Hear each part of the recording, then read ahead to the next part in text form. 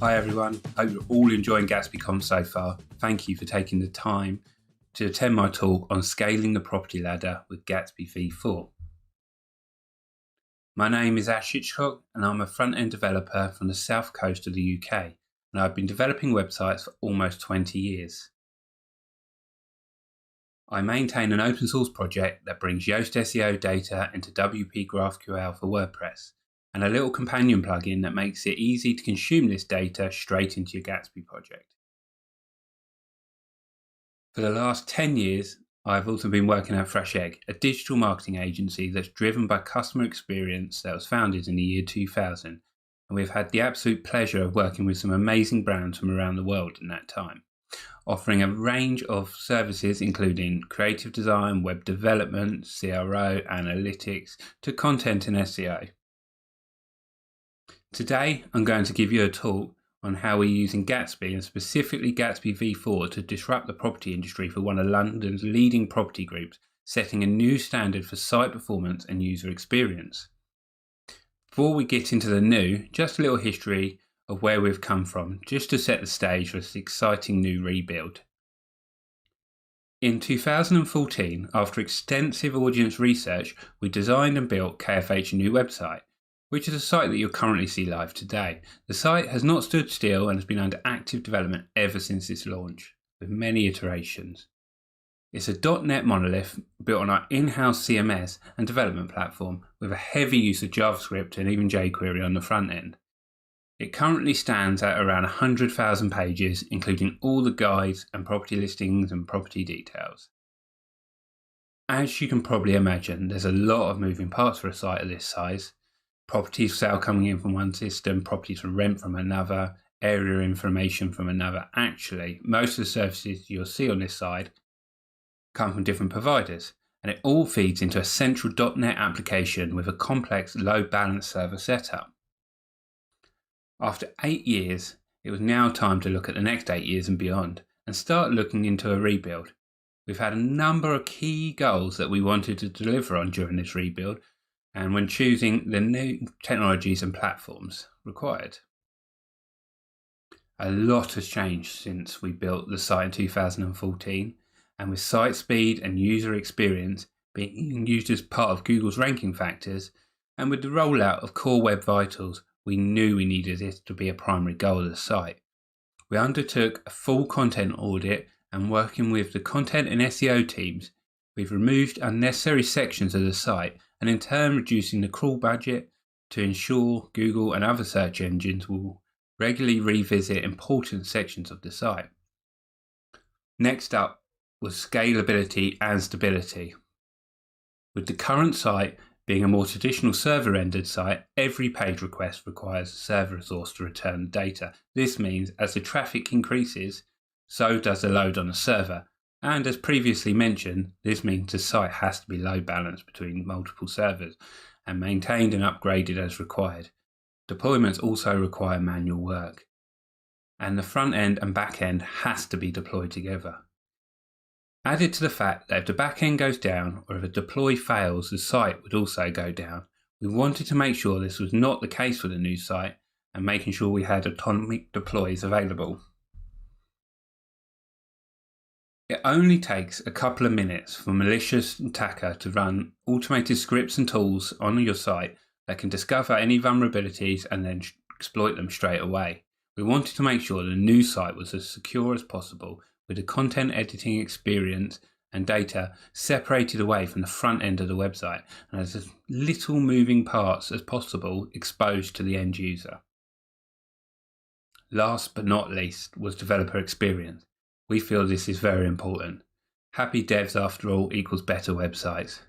We wanted to architect the new site so both front end and back end can both work efficiently and effectively with the same end goals. For us, this means as front end developers, we can build components from the creative design and work directly with data without the need of constant back end support. And back end developers can focus on the data layer and business logic and not have to worry about integrating into HTML views.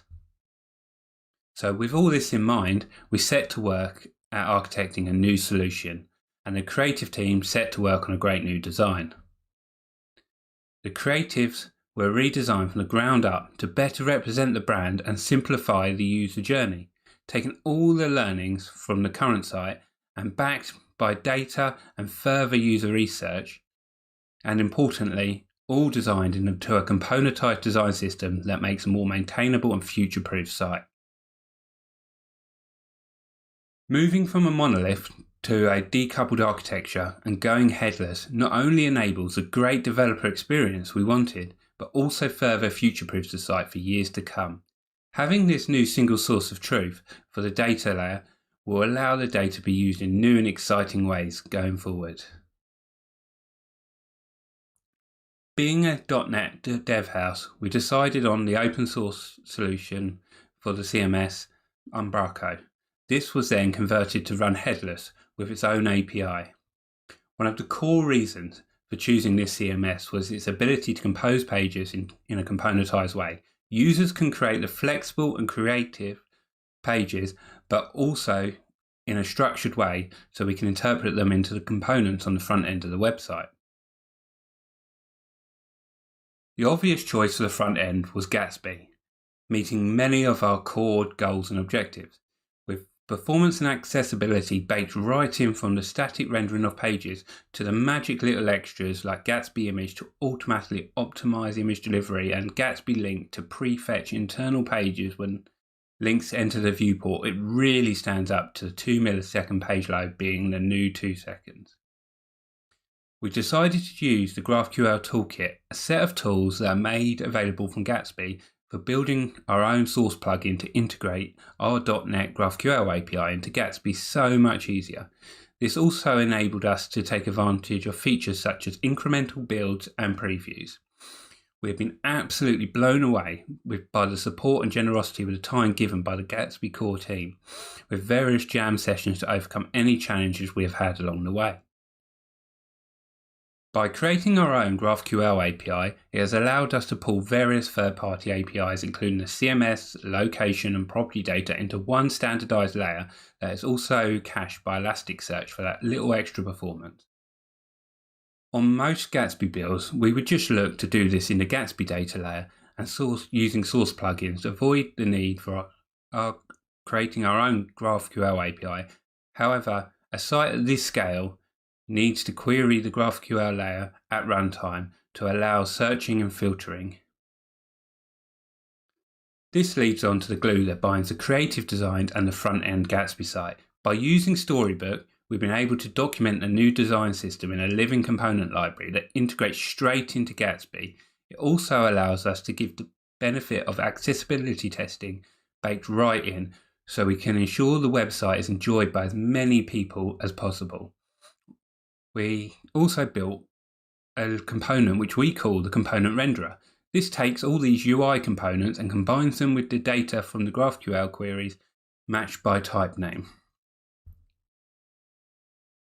Building sites at this scale in any technology comes with challenges, but here's a few ways we overcome them with Gatsby. Data first is an approach we coined by bringing forward the time at which we could start coding a new site without the creative designs being signed off. By utilizing wireframes, we were able to write all our Gatsby Node functions, build up templates, and even write GraphQL queries ahead of time. We did this by building a little helper component that lives in the base layout, which allows us to preview and debug data. Deferred static generation allows us to offload the building of certain pages until they're first requested. Gatsby makes this easy and simple with a simple configuration on the create page function. By opting into DSG, we're able to cut our build time down dramatically. We've been doing this for low priority pages, for example sold or let properties, and also on some of the deeper paginated pages. We are also looking at Google Analytics data to get a deeper understanding of the user flows to see where else we could utilize this feature. SSR, or server-side rendering. For search results, we needed to hit our GraphQL layer to get the latest property results. Traditionally, this would require a loader and some layout shift. However, with SSR, we can load the initial results server-side and prevent this. After the first page load, everything is back in the client. We all know that a lot of Gatsby speed comes from its static generation of pages. However, this comes at the upfront cost of the build process. Building such a site at this scale, the largest part of the build process is the query running. Parallel query running enables page and static queries to occur at the same time in workers, therefore reducing the build time. Also, building a site at this scale, we also found the following small wins really help make a big difference to both developer experience and performance of the site. TypeScript not only helps us firm up our code, it also comes with the added benefit of giving us really good autocompletion, further enhancing that user experience mentioned, especially when it's linked with the types automatically generated from GraphQL CodeGen, meaning that we get auto-completion from our GraphQL template queries. As a project grows, the bundle size can get away from you. Utilizing the bundle size analyzer, it makes light work at spotting any bloat that might appear. We also use loadable components to make sure we're only loading the components we need on each page. Thank you for your time today, and if you have any questions, I would be more than happy to answer them. I'm always happy to chat on Twitter, Ash_Hitchcock. Thank you. Don't miss the live Q&A coming up now.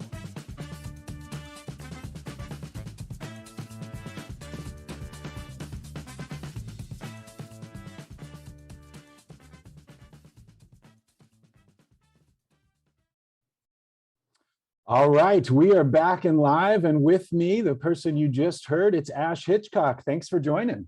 No, thank you for having me. Nice to be here today. Thank you. Yeah, absolutely. And we want to definitely give you a few questions to answer here, but we won't keep you for too long because I understand you've got a 1-year-old little girl and it's getting close to bedtime where you are. Is that right? I have indeed. Yeah, should be knocking on the door soon. There you go. We'll try to squeeze some questions in first. So I wanted to start with a question from the crowd. When querying an external API for search results, how do you keep it in sync with what's built and what's being built? Cool. Yeah, this was a problem that we encountered when we started to build up the site, and we knew that we needed to be querying live data, but a property maybe been added in but hasn't built yet. I mean, that time to live is getting shorter and shorter, but there's that odd chance that it might not be there yet. So what we decided to do was query for the last build time in Gatsby, and then we can then pass that up to our live API when we're doing our searches. And that way we know the properties that are returned from the live API are only the ones that are in the Gatsby data layer. Yeah, that makes sense. And kind of on a similar front, I know a lot of people are concerned about, bloat, right? And just adding too many things to their bundle. How do you sort of stop all the components you need from the CMS adding to that bloat and making things worse? Cool. Yeah. So that is a great question because, we've got our CMS can provide lots of different components to the page. And the last thing we wanted was them to all load on every page when they're not being used. So we built up like a component renderer that takes them all and then only dynamically imports the components that are being used on that page. And that way we get automatic bundles for each page. And then anything that's considered like common across the site will get bundled into the main bundle to avoid having to keep loading the same component over and over again. Gotcha. Yeah, that makes sense. And obviously, well, I'll just say, is the data first approach something you could do on any Gatsby site? Yeah, we think so. So data first was an approach we took mainly because we wanted to start development as soon as possible. We were really excited about joining this project and we wanted to get going as soon as possible with Gatsby. So our creative team was still building and so then we decided, right, how can we start, building while they're still in the design phase? We already have wireframes. Our back-end guys had already built the data layer to power the site. So we thought, well, how can we get it all together? We can start the build process by building up all the templates and then bringing in just the data in a raw format, which I've actually since released as a little plugin actually. That I can send a tweet out later, and if anyone's interested. But it just allows you to preview all the data that's coming in to that particular page template, whether that's via SSR, via the page context, or even the location data. And we could just build it all up really. And then as the designs got signed off, it was just a case of like building up what we call our dumb components, if you like, and pumping that data straight in, and it was kind of seamless. It was really good. And we could see rough build times and stuff like that, because we were building up all the templates and all the pages ahead of time before we'd even got near any design work. Yeah, and kind of playing off right off that, you actually earlier mentioned deferred static generation, or DSG, which I know we at Gatsby were really, really excited to get into Gatsby 4. How are you seeing that impact build times? Yeah, massively. Particularly on this project, there's a lot of like lower priority content, like whether that's sold property data or just pages in the pagination like sets that users probably don't tend to get to because they start filtering, and then we're hitting the live API. So there's lots of little touch points that we found that can we just defer them off, and then if a user does want them, we just build it then and we source all the images, and at that point, and that really has sped up the build, and not only just sped it up, I think it instills a bit of confidence in your build as well, knowing that you can grow and grow that sold data. I mean, we could probably, I know there's the upfront kind of build time of sourcing the data that doesn't change, but we've got that confidence of just keep on scaling, and if we need to, we can defer off to go DSG. Yeah, it's almost like you don't have to think about it. It takes away that stress, like you said. Yeah, it's just that, definitely. Yeah, no, excellent. What in terms of Gatsby, and obviously you've been a big user and a great contributor for some time, is there something either in stuff we've already announced or maybe stuff we haven't, is there something you really want to see from Gatsby going forward? Is there anything we could add to make your life even that much better? Of course, yeah. The big one for me is querying the Gatsby data layer live. That would be the killer feature. I think a lot of people would be excited to see. Like at the moment, we have got that thing where we're having to query our data layer to do searching, filtering, and like things like this, property sites and e-com. I think would really benefit if we could just query that data layer at runtime. I think. Yeah, that would be amazing, and that added with the new image service stuff you got going on, I think, it would blow anything out of the water. Oh no, great to hear that, and definitely stay tuned in the coming weeks and months for some updates in those realms. Awesome, I look forward to it. Yeah, absolutely. And I guess last, like I'm sure people want to know after seeing that presentation, when will the new site be live? Yeah, of course. So as I mentioned in the presentation, it is currently under active development. We're just a bit too excited to not share about it. But yeah, the planned live date is in June. So either follow us at Fresh Egg or follow myself on Twitter, and we'll be sure to be shouting about it and giving some great case studies and performance benchmarks of the before and after. Excellent. And Fresh Egg, that's easy to find. And Twitter, is it just at Ash Hitchcock, or what's your Twitter handle? Yeah, Ash_Hitchcock. Ash_Hitchcock. All right. Well, I'm sure people have additional follow-up questions for you. Actually, I did just get one from Maximo in the crowd, just came in right now. So we'll squeeze this one in. Is the build documented somewhere publicly so people can see it in a little more detail? The build is not, it is obviously in a private repo, unfortunately, because it is for a client of ours. So but I'm happy to answer can't share any everything. questions. yeah, exactly. Unfortunately, no, I try to push as much info out there as possible, but I'm always happy to answer any questions though, if you're considering building at this sort of scale that we're kind of building at. Excellent. Well, Ash, I can't thank you enough from me and the whole Gatsby verse for being here and sharing your thoughts. It's a great project you all are working on, and we'll look forward to June when we can see that live. But thank you for joining us. Up next, everybody, we're going to keep things rolling. We've got 2 more talks coming up. Don't worry, by the way, if you're stressed out on which talk to attend. I know it's so hard. They're all so good. All this stuff will be recorded. You'll get access to everything. But up next, we have Charlene Koo, founder of Decoded, who's going to actually talk about tech writing, simplifying the complex through technical writing, documentation, so important in today's world. And we also have Kellen Mace from WP Engine. He's going to talk about supercharging your WordPress-powered Gatsby sites with Atlas Content Modeler. So again, head out to Agenda, click on either of those talks, and we'll see you there momentarily. Thanks, everybody, and thanks again, Ash. Thank you.